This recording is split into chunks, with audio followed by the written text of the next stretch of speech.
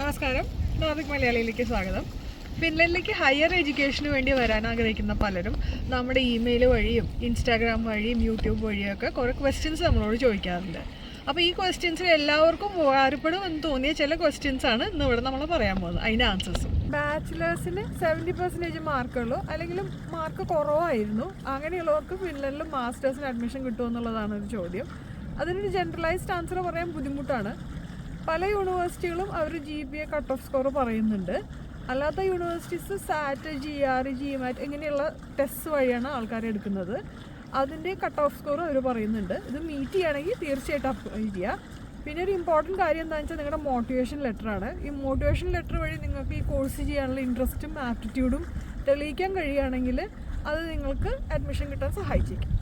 ഇതിനോടനുബന്ധിച്ച് വരുന്നൊരു ക്വസ്റ്റ്യനാണ്, എനിക്ക് 70 അല്ലെങ്കിൽ 75% മാർക്കുണ്ട് ബാച്ചിലേഴ്സിന്, മാസ്റ്റേഴ്സിന് അപ്ലൈ ചെയ്യുമ്പോൾ ഇവിടെ സ്കോളർഷിപ്പ് കിട്ടുമോ എന്നുള്ളത്. മെറിറ്റ് ബേസ്ഡ് ആണ് സ്കോളർഷിപ്പ് എന്നുള്ളതല്ലാതെ എത്ര സ്കോർ കിട്ടിയാലാണ് സ്കോളർഷിപ്പ് കിട്ടുക എന്ന് എവിടെയും പറയുന്നില്ല. മോട്ടിവേഷൻ ലെറ്റർ ഇവിടെയും ഒരു മേജർ റോൾ പ്ലേ ചെയ്യുന്നുണ്ട്. പ്രോഗ്രാം ബേസ്ഡ് ആയിട്ടാണ് സ്കോളർഷിപ്പ് ലഭിക്കുന്നത്. EU-EAക്ക് പുറത്തുനിന്നുള്ളവർക്കാണ് സ്കോളർഷിപ്പിന് അപ്ലൈ ചെയ്യേണ്ടത്. അപ്പോൾ നിങ്ങൾ അപ്ലൈ ചെയ്യുന്ന പ്രോഗ്രാമിന് EU-EAക്ക് പുറത്തുനിന്ന് എത്ര പേര് അപ്ലൈ ചെയ്യുന്നുണ്ട് എന്നുള്ളതനുസരിച്ചിരിക്കും നിങ്ങൾക്ക് കോഴ്സിന് സ്കോളർഷിപ്പ് ലഭിക്കുന്നത്.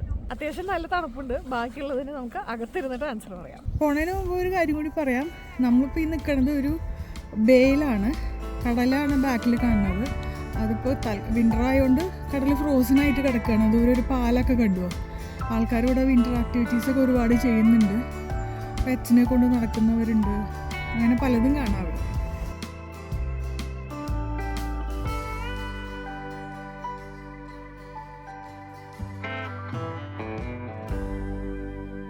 എഡ്യൂക്കേഷൻ കൺസൾട്ടൻസ് അല്ലെങ്കിൽ ഏജൻസീസ് വഴി അപ്ലൈ ചെയ്യണതാണോ നേരിട്ട് അപ്ലൈ ചെയ്യണതാണോ നല്ലത് എന്നുള്ള ചോദ്യം ചിലരൊക്കെ ചോദിച്ചിട്ടുണ്ട്.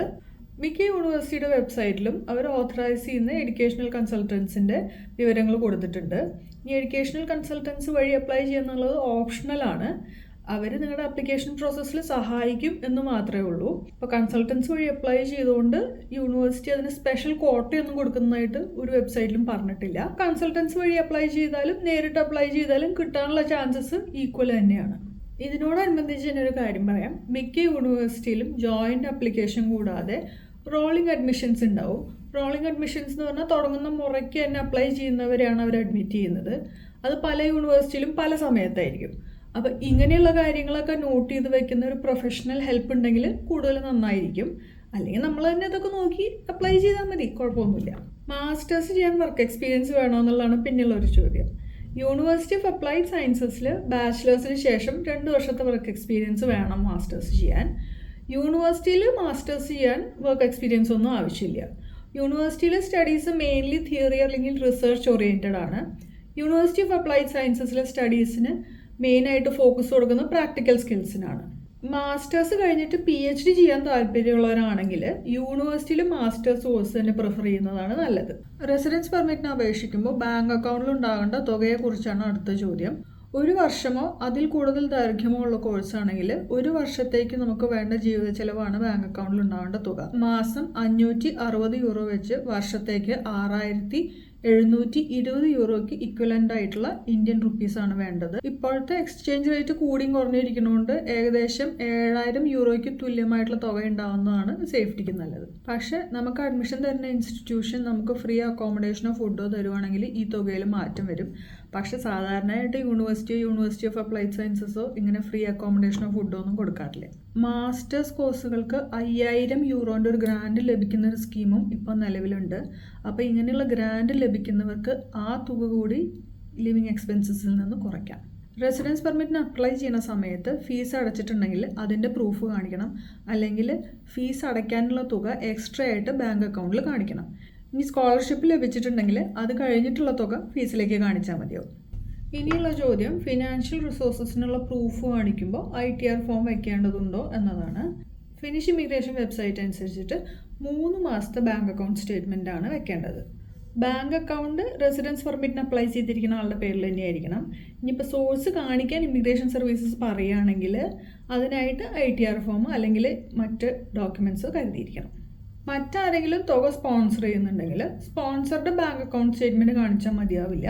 റെസിഡൻസ് പെർമിറ്റിന് അപ്ലൈ ചെയ്യുന്ന ആളുടെ തന്നെ ബാങ്ക് അക്കൗണ്ട് സ്റ്റേറ്റ്മെൻറ്റ് കാണിക്കേണ്ടതാണ്. ഇനിയിപ്പോൾ സ്പോൺസർ ഉണ്ടെങ്കിൽ സ്പോൺസറുടെ സോഴ്സ് ഓഫ് ഇൻകം ചോദിക്കാൻ സാധ്യതയുണ്ട്. അപ്പോൾ അതിനുള്ള ഡോക്യുമെൻസും കരുതണം. ഫിന്നിഷ് റെസിഡൻസ് പെർമിറ്റ് ലഭിച്ചതിന് ശേഷം ബാങ്ക് അക്കൗണ്ടിലുള്ള തുക നമുക്ക് വിഡ്രോ ചെയ്യാൻ പറ്റുമോ എന്നുള്ളതാണ് അടുത്ത ചോദ്യം. ബാങ്ക് അക്കൗണ്ട് നമ്മുടെയാണ്, നമുക്ക് എന്തും ചെയ്യാം. പക്ഷേ അതിലുള്ള റിസ്ക്കും മനസ്സിലാക്കണം. ഫിൻലൻഡിൽ നമ്മുടെ ജീവിത ചെലവിന് വേണ്ടിയിട്ടുള്ളതാണ് ഈ തുക. നമ്മൾ ഫിൻലൻഡിൽ എത്തുന്ന സമയത്ത് ഈ എമൗണ്ട് നമ്മുടെ അക്കൗണ്ടിൽ ഉണ്ടോ എന്ന് ചോദിക്കാനുള്ള അവകാശം ഫിനിഷ് ഇമിഗ്രേഷൻ സർവീസിനുണ്ട്. അങ്ങനെ അവർ ചോദിച്ച് നമുക്കതിന് പ്രൂഫ് കൊടുക്കാൻ പറ്റിയില്ലെങ്കിൽ ചിലപ്പോൾ അവരിങ്ങോട്ട് കടത്തി വിട്ടില്ല എന്ന് വരും. അപ്പോൾ റിസ്ക് എടുക്കരുതെന്നാണ് ഞങ്ങളുടെ ഒരു അഭിപ്രായം. പിന്നെ പലർക്കും അറിയേണ്ട ഒരു കാര്യം എന്താണെന്ന് വെച്ചാൽ, സ്റ്റുഡൻസ് റെസിഡൻസ് പെർമിറ്റിൽ വരുമ്പോൾ സ്പൗസിനെ കൂടെ കൊണ്ടുവരാൻ പറ്റുമോ എന്നുള്ളതാണ്. പറ്റും, പക്ഷേ അതിനുള്ള ഫിനാൻഷ്യൽ റിക്വയർമെൻറ്റ്സ് വേറെയാണ്. നേരത്തെ പറഞ്ഞ 560 യൂറോ കൂടാതെ മാസം 700 യൂറോ കൂടി ബാങ്ക് അക്കൗണ്ടിൽ ഉണ്ടാവണം. അപ്പോൾ മൊത്തം മാസം 1260 യൂറോ കാണിക്കണം. അതായത് ഒരു വർഷത്തേക്ക് 15,120 യൂറോ കാണിക്കണം. ഇതുകൂടാതെ കുട്ടികളെ കൂടി കൊണ്ടുവരികയാണെങ്കിൽ ഇനിയും കൂടുതൽ തുക കാണിക്കണം. സ്ക്രീനിൽ ഡീറ്റെയിൽസ് അടങ്ങുന്ന ലിങ്ക് കൊടുത്തിട്ടുണ്ട്. ഉദാഹരണത്തിന് പാരൻസും 2 കുട്ടികളുള്ള ഒരു ഫാമിലിക്ക് മാസം 2,260 യൂറോ അക്കൗണ്ടിൽ കാണിക്കണം. ഇത് കൺവേർട്ട് ചെയ്യുമ്പോൾ ഏകദേശം 24 ലക്ഷം രൂപയുടെ അടുത്തേക്ക് വരും. സ്പൗസിന് വർക്ക് ചെയ്യാൻ പറ്റുമോ എന്നുള്ളതാണ് അടുത്ത ചോദ്യം. ഡിപ്പെൻഡൻറ്റ് വിസയിൽ വരുമ്പോൾ സ്പൗസിന് വർക്ക് ചെയ്യാൻ പറ്റും. അൺറെസ്ട്രിക്റ്റഡ് റൈറ്റ് ടു വർക്ക് ഉണ്ട്, അതായത് ഫുൾ ടൈം വർക്ക് ചെയ്യാൻ പറ്റും. അടുത്തത് പാർട്ട് ടൈം വർക്കിനെ കുറിച്ചുള്ള ചോദ്യങ്ങളുടെ മറുപടിയാണ്. സ്റ്റുഡൻസിന് വീക്ക്ലി 30 അവേഴ്സ് വെച്ചിട്ട് വർക്ക് ചെയ്യാം. അതിപ്പോൾ എല്ലാ ആഴ്ചയും സ്ട്രിക്റ്റ് ആയിട്ട് 30 അവേഴ്സ് തന്നെ ഫോളോ ചെയ്യണമെന്നില്ല. നമ്മുടെ സൗകര്യം അനുസരിച്ചിട്ട് മാറ്റാം. ഇപ്പോൾ എക്സാം വീക്കൊക്കെ ആണെങ്കിൽ ആ സമയത്ത് കുറച്ച് വർക്ക് ചെയ്തിട്ട് വെക്കേഷൻ സമയത്ത് കൂടുതൽ നേരം വർക്ക് ചെയ്യാം.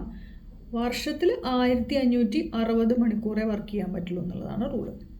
പാർട്ട് ടൈം ജോലികളെ പറ്റി പറയുകയാണെങ്കിൽ യൂണിവേഴ്സിറ്റികളിൽ റിസർച്ച് അസിസ്റ്റൻറ്റ്, ടീച്ചിങ് അസിസ്റ്റൻറ്റ് അങ്ങനെയുള്ള ജോലികളൊക്കെ കിട്ടാൻ ചാൻസ് ഉണ്ട്. നിങ്ങൾക്ക് മുൻപ് വർക്ക് എക്സ്പീരിയൻസ് ഉണ്ടെങ്കിൽ ആ മേഖലകളിലും ജോലി കിട്ടാൻ ചാൻസ് ഉണ്ട്. അല്ലെങ്കിൽ പിന്നെ news paper or food delivery, cleaning, packaging, fast food ചെയിൻസിലൊക്കെ ജോലി കിട്ടാൻ സാധ്യതയുണ്ട്. ഹോട്ടൽ ഇൻഡസ്ട്രിയിൽ ജോലി കിട്ടാൻ വേണ്ടിയിട്ട് ഹൈജീൻ പാസും ആൽക്കഹോൾ പാസ്സൊക്കെ ഉണ്ടാവേണ്ടി വരും. അപ്പോൾ അത് ഇവിടെ വന്നിട്ട് ടെസ്റ്റ് എഴുതിയെടുക്കേണ്ടതാണ്. ഭാഷ ഒരു പ്രശ്നം തന്നെയാണ്, പ്രത്യേകിച്ചും ചെറിയ സിറ്റീസിൽ. പാരൻസിൻ്റെ കൂടെയാണ് താമസിക്കുന്നതെങ്കിലും ജോലി ചെയ്ത് പൈസ ഉണ്ടാക്കുക എന്നുള്ളത് ഫിന്നിഷ് സംസ്കാരത്തിൻ്റെ ഒരു ഭാഗം തന്നെയാണ്. ചെറിയ ജോലി വലിയ ജോലി എന്നുള്ളൊരു തരംതിരിവ് ഇവിടെ ഇല്ല. അതുകൊണ്ട് തന്നെ എന്ത് ജോലി ചെയ്യാനും ഇവിടെ എല്ലാവരും തയ്യാറുമാണ്. അതുകൊണ്ട് തന്നെ കോമ്പറ്റീഷനും കൂടുതലാണ്, പ്രത്യേകിച്ച് സ്റ്റുഡൻസിൻ്റെ ഇടയിൽ. എന്നിരുന്നാലും ഇംഗ്ലീഷ് ലാംഗ്വേജിൽ പാർട്ട് ടൈം ജോബ്സ് അവൈലബിൾ ആണ്. പല സൈറ്റ്സും അഡ്വർടൈസ് ചെയ്യാറുണ്ട് പാർട്ട് ടൈം ജോബ്സ് സ്റ്റുഡൻസിന് വേണ്ടിയിട്ട്. എത്തിയ ഉടനെ തന്നെ ജോലി കിട്ടുന്നൊന്നും പ്രതീക്ഷിക്കരുത്. ജീവിത ചെലവിനുള്ള തുക എന്തായാലും കുറച്ച് നാളത്തെങ്കിലും ഉള്ളത് കയ്യിൽ കരുതണം. ഈ പറഞ്ഞ കാര്യമൊക്കെ സ്പൗസിൻ്റെ കാര്യത്തിലും ബാധകമാണ്. അൺസ്കിൽ ജോബ്സിന് 10 യൂറോ മുതൽ 12 യൂറോ വരെയാണ് മണിക്കൂറിന് കിട്ടുക. അപ്പോൾ 10 യൂറോ വെച്ചാണെങ്കിൽ 1200 യൂറോ വരെ മാസം കിട്ടും. എക്സ്പെൻസിനെ പറ്റി പലരും ചോദിക്കാറുണ്ട്. നമുക്ക് ആദ്യം അക്കോമഡേഷനെ പറ്റി പറയാം. സ്റ്റുഡൻറ്റ് അക്കോമഡേഷൻ യൂണിവേഴ്സിറ്റീസിലുള്ള എല്ലാ സിറ്റീസിലും അവൈലബിൾ ആണ്. അത് കമ്പാരിറ്റീവ്ലി ചീപ്പറുമാണ്. ഇപ്പോൾ നമുക്ക് ഹെൽസിങ്കി സ്റ്റുഡൻറ്റ് ഹൗസിംഗ് ഒരു എക്സാമ്പിൾ ആയിട്ട് എടുക്കാം. Room in shared apartment 250 euro മുതലാണ് ചിലവ് വരുന്നത്. അതാണ് ഏറ്റവും ചീപ്പസ്റ്റ്.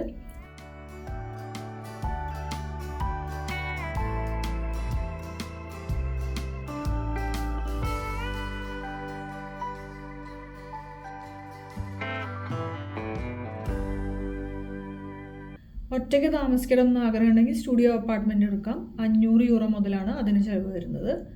ഫാമിലി ആയിട്ട് വരുന്നവർ മിനിമം സ്റ്റുഡിയോ അപ്പാർട്ട്മെൻ്റ് എങ്കിലും എടുക്കണം.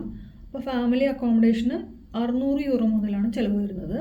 യൂഷ്വലി ഇതിൽ വാട്ടർ, ഇലക്ട്രിസിറ്റി, ഇൻ്റർനെറ്റ് ഒക്കെ ഇൻക്ലൂഡഡ് ആണ്. ഒറ്റയ്ക്ക് വരുന്ന ഒരു സ്റ്റുഡൻറ്റിന് ഗ്രോസറി ഇനത്തിൽ 200 യൂറോ വരെ ചിലവ് വരും ഒരു മാസം. ഇന്ത്യൻ ഭക്ഷണം മാത്രം കഴിക്കണമെന്ന് നിർബന്ധമാണെങ്കിൽ അത് അതിലും കൂടും.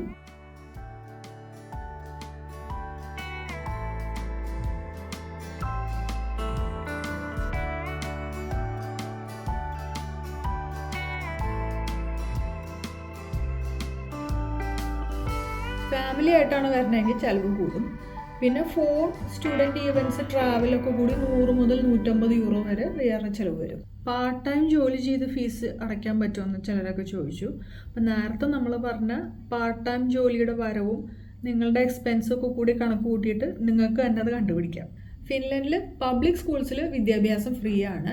ഇംഗ്ലീഷ് മീഡിയം സ്കൂൾസും പബ്ലിക് സെക്ടറിലുണ്ട്. ഡേ കെയറിൽ ഫീസ് ഉണ്ട്, പക്ഷെ അത് വരുമാനം അനുസരിച്ചിട്ടാണ് ഫീസ്.